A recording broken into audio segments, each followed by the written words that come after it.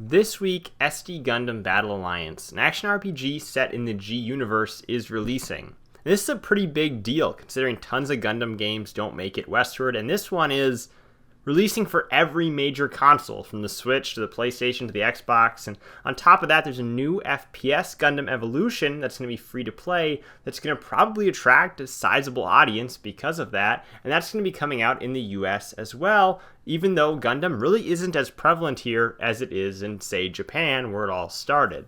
Now, the new SD Gundam Battle Alliance game isn't the first one in the series to carry the Gundam Battle name, and while the Gundam series as a whole has a ton of entries dating back even to older cartridge-based consoles, there's a whopping 5 of these battle games on the PSP alone. In a way, the battle games were kind of very at home on the PSP from the start, with the first one releasing in 2005. Gundam Battle Tactics is a very early PSP game. So early that the video that IGN posted is literally a recording of a TV. And all these games are released exclusively in Japan, but with various degrees of English available. Arguably, Battle Tactics is the most accessible to English players, as there is quite a bit of English all throughout the menus. The game follows the main Gundam Universal Century timeline that's shown in the original series, as well as featuring content from 08th, MS Team, and War in the Pocket. The game includes missions and a versus mode. I really like the versus mode in these sorts of games, and you'll find that in all of these. It reminds me sort of the old Sega arcade games that I used to play in the early 2000s that had this 3D mechs type combat. I think it was Virtual On, probably, that I remembered playing a ton as a kid in the arcades. A year later, in 2006, Gundam Battle Royale was released, including this time characters from Zeta Gundam. This title offers similar gameplay to Battle Tactics, but has the addition of 4-player co-op via ad hoc in the unlikely event that you get together. Again, a decent amount of the menus are in English, and this is probably the other game that would be fairly accessible to English players. Keeping up with the yearly releases in 2007, Gundam Battle Chronicle stepped things up further when it offered 140 playable characters. That's 60 more than the previous game, while still maintaining the similar mission, versus, and co-op offerings.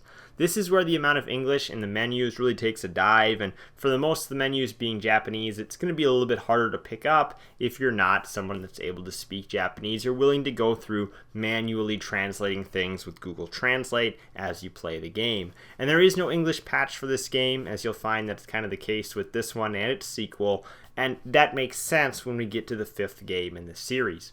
2008, Gundam Battle Universe jumps things up further, now with over 200 playable characters, as well as having different content from Double Zeta and Charged Counterattack.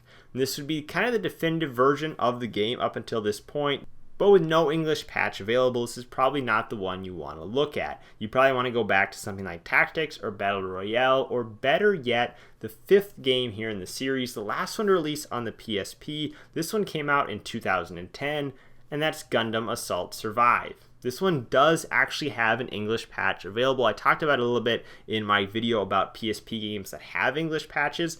This was one of 2 Gundam games that I talked about in that video, which I'll have linked at the end here.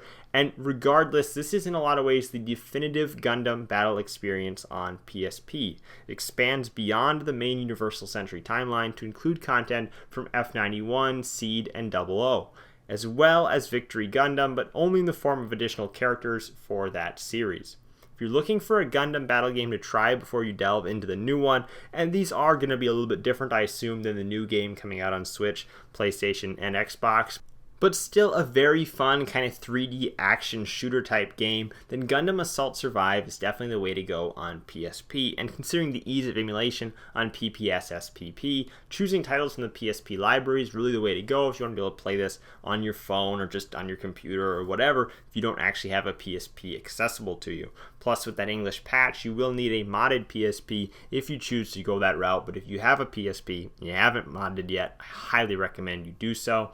Thank you guys for watching. I'm Bailey, and I will see you in the next video.